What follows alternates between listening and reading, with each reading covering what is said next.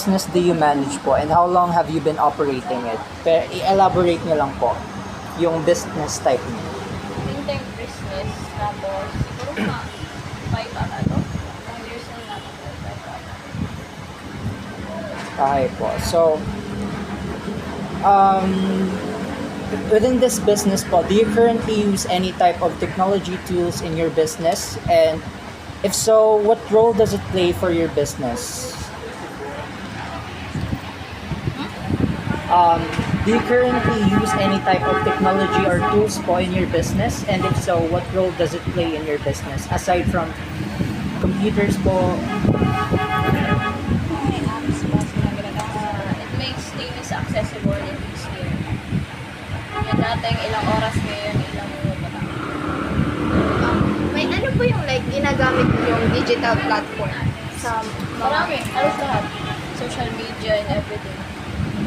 Mga editing apps. Halos lahat. among those technology platforms po, ano po yung most technology na nag-i-impact po sa pag-operate niyo po ng business? kung ano yung pinaka mas nag-impact po. Online free sites. Okay, thank you. So, on a scale of 1 to 10 po, how much do you think technology contributes to your business growth? And please explain po your rating. 50% lang. Kasi kahit may technology ka, kung wala namang customer, wala rin. Okay po. So, So- nakapasok pa rin sa customer. Di ba po yung business nyo is like printing and all po. Sa mga ginagamit nyo pong digital platform, may mga features po doon. Ano pong features yung sa tingin nyo pwede pa pong ma-upgrade or kulang po sa isang digital application? Add-on ng AI, pero mas okay sana kung yung AI masyadong matalino. I mean, masyadong maka-generate. Kasi hindi lahat ng AI maganda. Tapos yung ibang AI naman na medyo maganda, pricey. Ito yung ano naman. Okay. Okay po. In using those tools, technology, nakaka-encounter po kayo ng problem.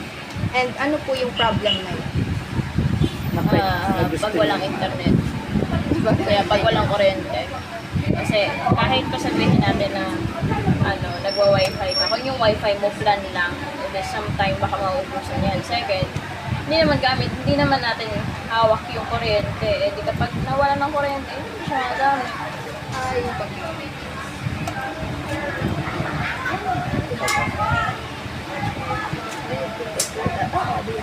So, do you think po it would affect your business effectiveness and working efficiency if itong mga technology na to is unavailable?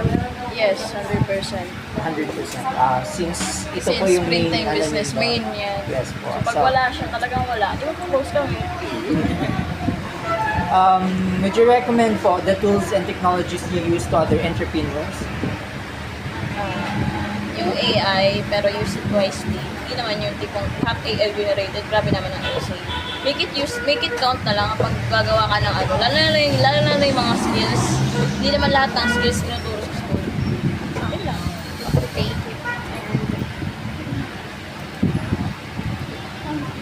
Okay na. Meron pa pong dalawa. Pero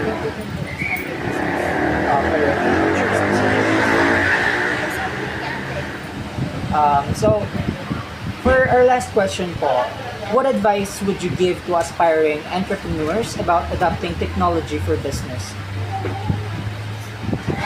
Online na lahat, as in. You can search it up, YouTube and everything to start your own business. Anything as in. You just have to learn it first, then acquire the skills you have. Mayroon nandiyan na yung mga Coursera. As in, nandiyan na talaga online lahat. Huwag ka lang tamad. Seryoso, huwag ka lang tamad. Legit talaga. Pero, meron pa ba kayo? STEM kaya STEM kaya? Hindi po. Information Technology from Bicol University po. And Okay po. So, that concludes our series of questions po. Thank you po for your